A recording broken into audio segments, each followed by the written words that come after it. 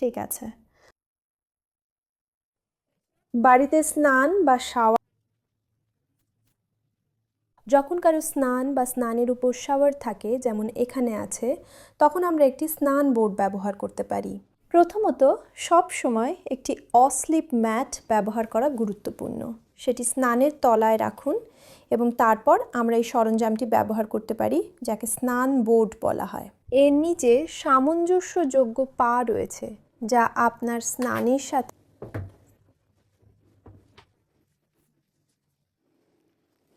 তারপর এটি নিশ্চিত করা গুরুত্বপূর্ণ যে আপনার সমস্ত অন্যান্য জিনিস প্রস্তুত আছে। আপনার কাপড়, তোয়ালে এবং শুকানোর এবং পোশাক পরার জন্য বসার একটি চেয়ার আছে।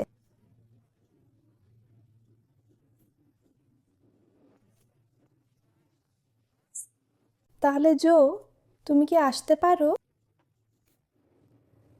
ঠিক আছে জো, যদি তুমি স্নান বোর্ডে বসতে পারো এবং তারপর তোমার পা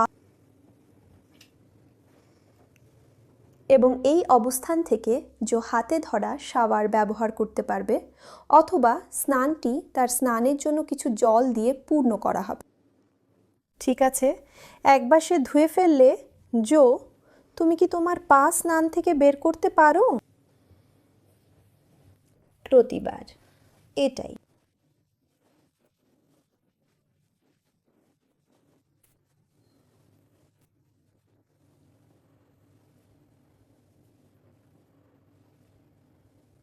বাড়িতে একটি স্ট্যান্ডার্ড শাওয়ার বক্সের সাথে, যা স্টেপ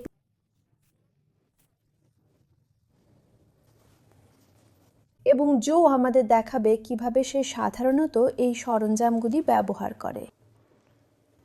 ঠিক আছে, জো রেল ধরে এবং ভিতরে পা রাখবে, এটাই।